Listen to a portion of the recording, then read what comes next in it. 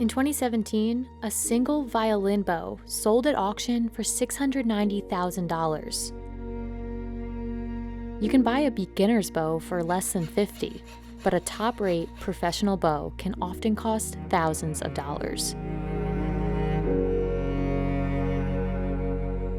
A bow like this is completely handcrafted by skilled artisans, and just one can take an entire week to make. Even the most subtle differences in the way a bow is made will change how well it plays. So why would someone pay so much for a bow? And what makes it so expensive?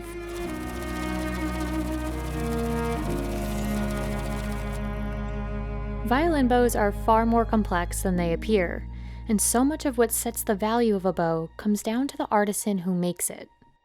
L'archet idéal, comme l'archet c'est vraiment le prolongement du bras, l'archet idéal ne doit pas faire de césure entre le bras et ensuite l'arrivée sur l'instrument. Ça doit être vraiment le prolongement, ça doit être quelque chose. Si le musicien décide de faire une attaque très rapide, ça doit immédiatement se répercuter quand il joue. Sandrine Raffan has spent the last 30 years mastering this craft at her family shop. To begin building a bow, she needs raw materials from specific regions of the world. The most essential are Pernambuco wood from Brazil and horsehair from Mongolia that cost $900 a pound. Typically, horses in cold climates have thicker and stronger hair, which won't break as easily while playing. Ce qui est important, c'est d'avoir du crin naturellement blanc. Pas du crin décoloré, parce que le crin décoloré, c'est comme un cheveu, ça devient plus fragile. Ce qu'il faut savoir, c'est que sur le crin, il y a des petites écailles. Donc à force de frotter et de jouer, les petites écailles s'en vont. Donc le musicien va remettre de la colophane pour redonner du mordant. Mais au bout d'un moment, on se retrouve sur un crin qui est lisse et complètement encrassé de colophane. Because of this wear and tear, even professional ones must be re-haired every 3 months, which is a large part of a bowmaker's restoration work. So much of this process relies on the natural instinct of a bowmaker. Y a des personnes qui vont compter les crins. Nous, on marche au feeling. On va vraiment faire ça au feeling en fonction de la largeur du passant. La nervosité de la baguette, c'est un archet assez nerveux où on peut se permettre de mettre un petit peu plus de crin justement pour que ça réponde bien. Si l'archet est souple, on va justement en enlever un petit peu. By nervous, Sandrine refers to bows that are too stiff for a musician to maintain balance. They must be sturdy, yet flexible enough to move fluidly. C'est vrai que c'est un bois qui est assez dense, nerveux, mais en même temps en gardant des grandes qualités élastiques, parce que l'archet doit être, tout en étant nerveux, doit avoir quand même une certaine souplesse. Donc on ne peut pas faire un archet en ébène, par exemple, ça n'irait pas, ce serait beaucoup trop nerveux, ce serait injouable. Every small alteration by the bowmaker, from carving the head of the stick to tweaking the curve of the bow, determines how well a bow will play and ultimately sets the final value. Je dirais, comme n'importe quel métier manuel de précision, on travaille au dixième de millimètre, donc faut être juste essayer d'être constant dans son travail, d'être précis. So even as ideal as this wood is for bows, it's up to the bowmaker to determine that the shape of the stick is just right.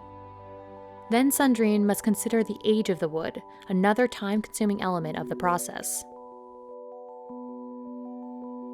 Souvent les archets d'entrée de gamme vont être des archets faits machine avec du bois pas sec. Et donc ces archets, au bout de 6 mois à 1 an, vont commencer à tourner dans tous les sens. Par l'essence du bois, par le vieillissement du bois, c'est comme un vin. Un vieux vin a eu le temps de mûrir, en fait, tout simplement. Même si on utilise du bois vieux, on ne peut pas comparer un archet moderne avec même du bois de 20-30 ans avec un archet qui a plus d'un siècle, voire plus. Donc voilà. Sandrine has restored bows made by master artisans from hundreds of years ago. These bows only remain playable with routine repairs, but because of their rarity and centuries-old wood, just one of them can be worth tens, even hundreds of thousands of dollars. Whether a bow is ancient or modern, each one appeals to different people, and it's up to the musician to decide whether the price and quality of sound are worth it.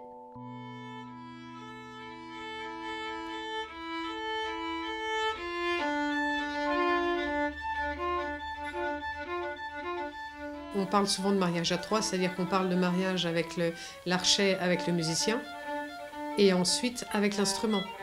C'est-à-dire que pour le même musicien, le même instrument, vous pouvez donner 3, 4, 5 archets différents, le son sera complètement différent. Like Sandrine, many esteemed artisans have studied this craft in France, where prominent French bowmakers like François-Xavier Tourt developed the modern bow. Bowmakers don't typically go to school as you would with violin making. Instead, many must train as an apprentice for 3 years under a master bowmaker. That tradition continues for Sandrine today, as she shows the next generation how to make bows by hand. En soi, chaque archet est différent et nous apprend et voilà, et on apprend tous les jours. Et je dois dire, au bout de 30 ans, il n'y a pas un matin où je me lève, je peux me lever des fois fatiguée, mais en tout cas jamais je me lève en me disant mince, il faut que j'aille travailler.